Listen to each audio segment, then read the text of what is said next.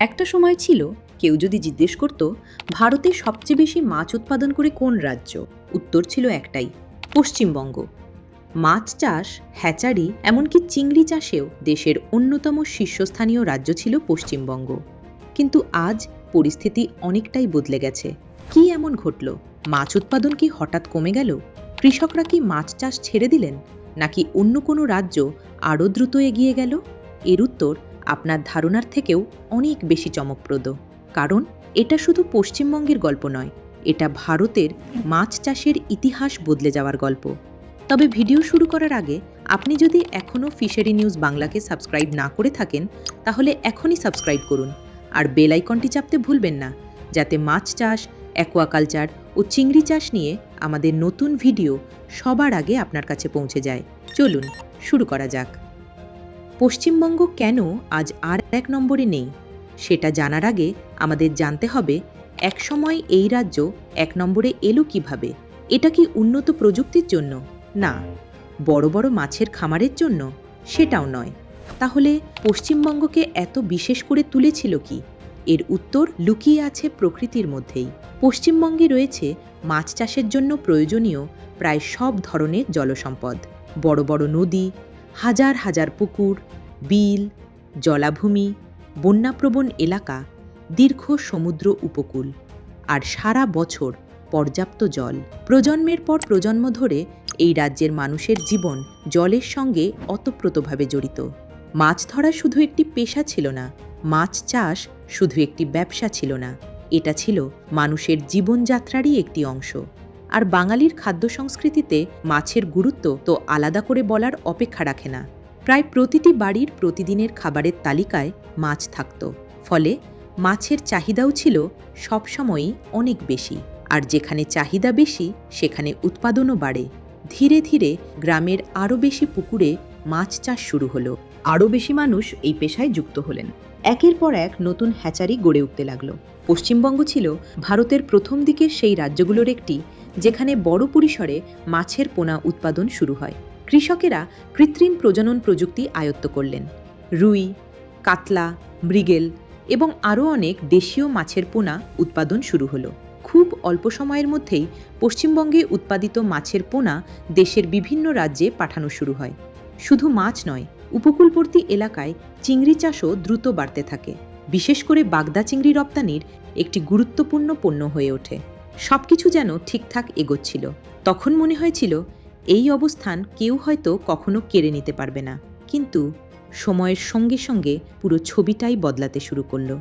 1990-এর দশকের দিকে ভারতের মাছ চাষে এক নতুন যুগের সূচনা হলো। ধীরে ধীরে এটা প্রযুক্তি নির্ভর শিল্পে পরিণত হতে শুরু করলো। উন্নত মানের মাছের খাদ্য বাজারে এলো। আরও আধুনিক হ্যাচারি তৈরি হলো। এয়ারেটরের ব্যবহার বাড়ল।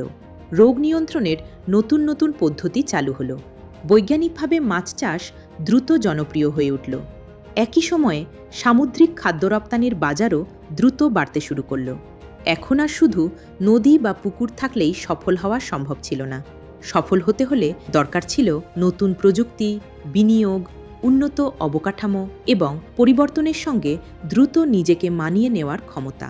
এটাই ছিল ভারতের অ্যাকোয়াকালচারের ইতিহাসে সবচেয়ে বড় মোড়। কিছু রাজ্য খুব দ্রুত নিজেদের বদলে ফেলল, আবার কিছু রাজ্যের সময় লাগল।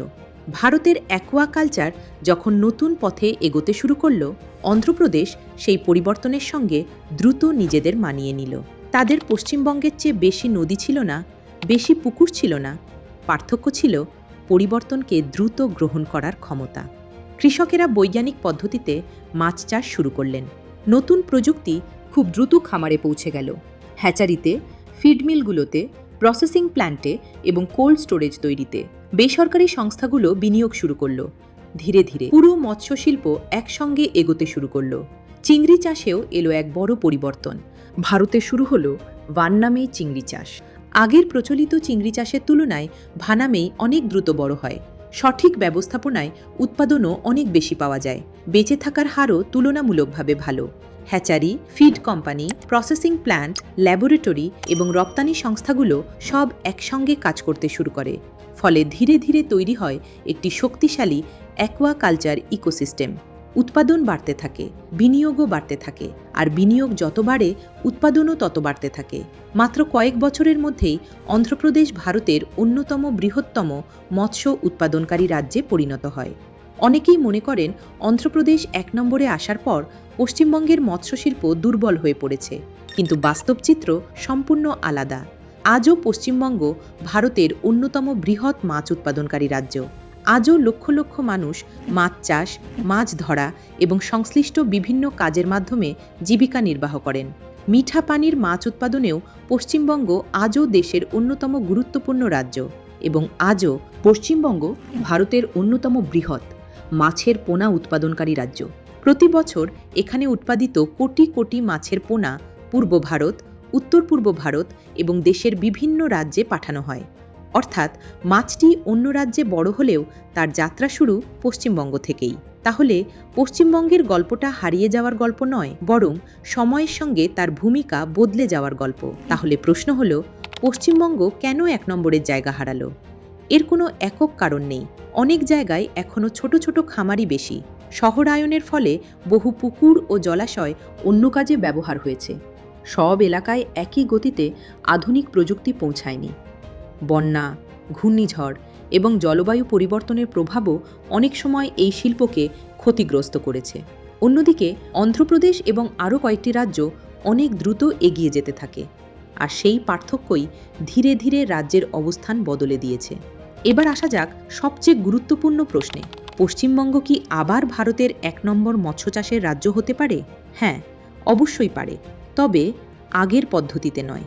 আজকের দিনে সফল হতে হলে দরকার আধুনিক প্রযুক্তি, বৈজ্ঞানিক পদ্ধতিতে চাষ, উন্নত মানের পোনা, সঠিক ব্যবস্থাপনা, ভ্যালু অ্যাডিশন, শক্তিশালী বাজার এবং উন্নত অবকাঠামো।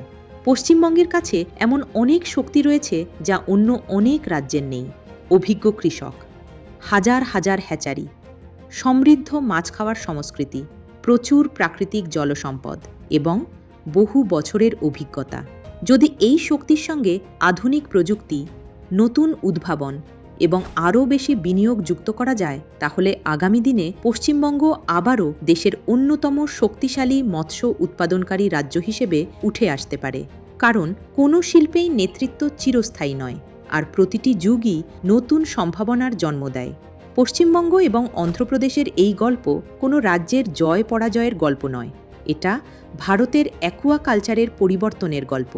পশ্চিমবঙ্গ এই শিল্পের ভিত তৈরি করেছে, আর অন্ধ্রপ্রদেশ দেখিয়েছে কিভাবে একটি শিল্পকে নতুন উচ্চতায় পৌঁছে দিতে পারে।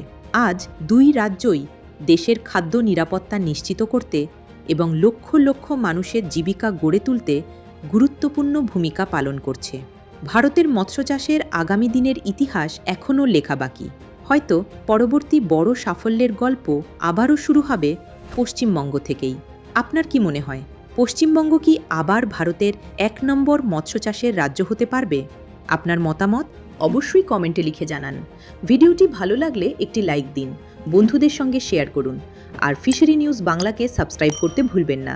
ধন্যবাদ। আবার দেখা হবে পরের ভিডিওতে।